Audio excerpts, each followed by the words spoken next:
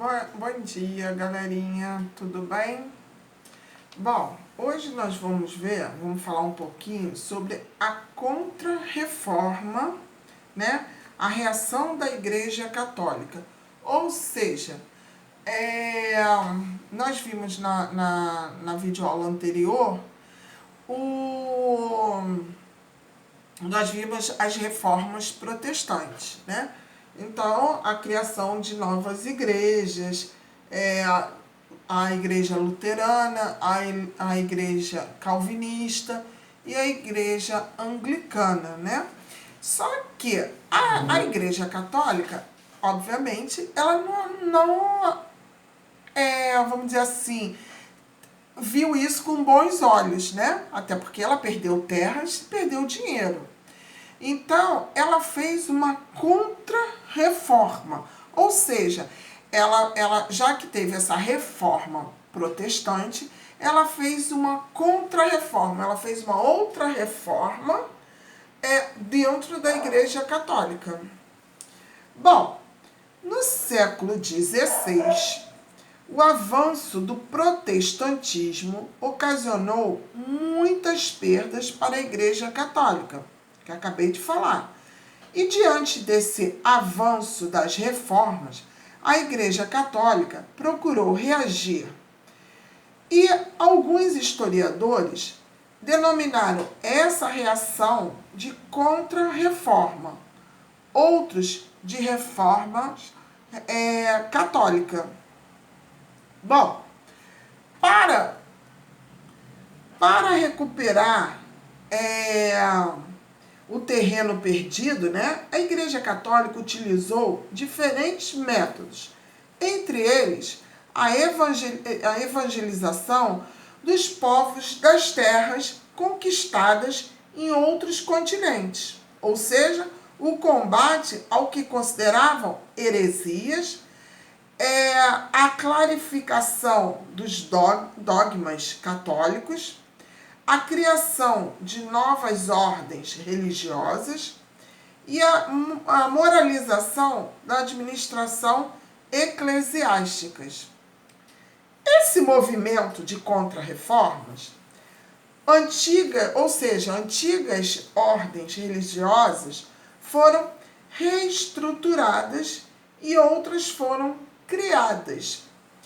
A Companhia de Jesus, fundada a mais importante da época, né, uma instituição da Igreja Católica, para combater os protestantes e servindo também para converter os mais variados povos das terras conquistadas, como pelos europeus durante a expansão marítima.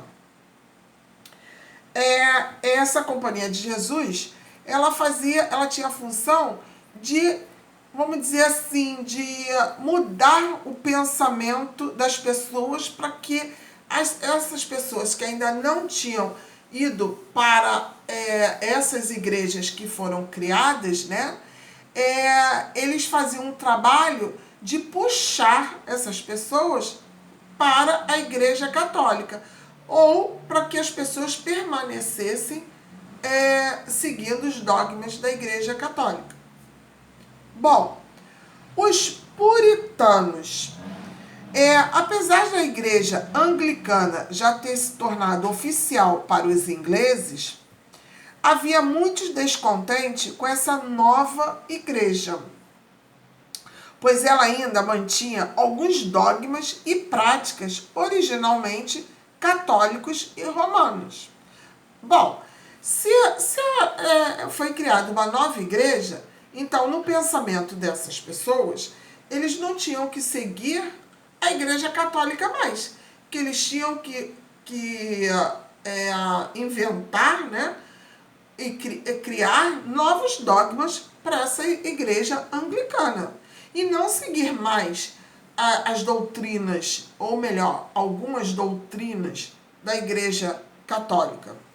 Os protestantes puritanos, por sua vez, queriam acabar com esses e outros sinais que ligassem as duas igrejas. Em 1583, Elizabeth I mostrou sua força, condenando à força 3 puritanos revoltosos. A partir daí, os ânimos entre os puritanos e a rainha se acirraram, né? E muitos foram perseguidos e mortos. Bom, foi criado o Concílio de Trento. Em 1545, o Papa Paulo III convocou um concílio, que foi realizado na cidade de Trento, na Itália, e ficou conhecido como Concílio de Trento, que só se encerrou em 1563, após inúmeras interrupções. Nas várias reuniões, a Igreja Católica confirmou seus dogmas e tomou decisões sobre as fontes de fé e a disciplina eclesial. Bom, o Concílio de Trento se mostrou mais conservador do que inovador. E entre as suas principais medidas são detectados, né, os seguintes itens: reativação e ampliação do Tribunal de Inquisição, ou seja, Tribunal do Santo Ofício, instituição bastante temida na Idade Média, pois era responsável por julgar e punir severamente os acusados de cometer algum tipo de heresia. Ou seja, esse tribunal de Inquisição era ele que julgava as pessoas. Se ele julgasse que uma mulher estava fazendo uso de alguma bruxaria, que eles imaginavam, não tinham nem provas, mas eles imaginavam que aquela mulher estava cometendo algum tipo de bruxaria, ela era julgada, condenada à morte em fogueira, na fogueira. Então, o que acontecia? Ela era colocada viva na fogueira e ela morria queimada, né? Porque bruxaria naquela época era morta na fogueira. Bom, homossexuais naquela época também eram mortos. Prostitutas também eram condenadas, né, pela Igreja Católica. Então, ela tinha uma condenação e muitas vezes a pena de morte, entre outros também. Bom, o estabelecimento do Index, relação de livros proibidos aos católicos, eles eram queimados. Reafirmação da autoridade do Papa, ou seja, o Papa, a autoridade máxima, como até hoje é dentro da Igreja Católica, né? O Papa Francisco é a autoridade máxima dentro da Igreja Católica. Reafirmação dos 7 sacramentos e dos dogmas da Igreja Católica. Reafirmação de que boas obras são essenciais à salvação e não apenas a fé, como pregava Lutero, ou seja, você tinha que pagar indulgência para você obter a sua graça. Não era só a sua fé que fazia com que você obtesse a sua graça, né? Então você tinha que pagar por isso. Reafirmação do celibato clerical. Afirmação de que somente a Igreja pode interpretar as Sagradas Escrituras, ou seja, lembra que Lutero ele pegou vários trechos da Bíblia, traduziu e colocou para a população ter conhecimento do que estava escrito na Bíblia? Então, a Igreja Católica, ela afirmou de novo nesse Concílio de Trento que somente a Igreja Católica poderia ter conhecimento da Bíblia. Então, as Escrituras Sagradas, só a Igreja. Aprovação e incentiva a criação de ordens religiosas missionárias, como a Companhia de Jesus, né? Que tinha a função principal de difundir a fé católica, ou seja, espalhar a fé católica nas terras colonizadas pelos europeus. Então, era da função da Igreja Católica expandir a fé católica. Ou seja, esse Concílio de Trento, né, não mudou nada. Não teve contra-reforma nenhuma, porque continua exatamente a mesma coisa. A autoridade do Papa, os 7 sacramentos e os dogmas da Igreja Católica continuaram. Você só ia obter a salvação e a graça se você pagasse indulgência. A afirmação somente a Igreja Católica tinha direito ao livro sagrado, que é a Bíblia. Então não mudou nada, gente. Essa contra-reforma continua exatamente como era antes da Igreja Católica.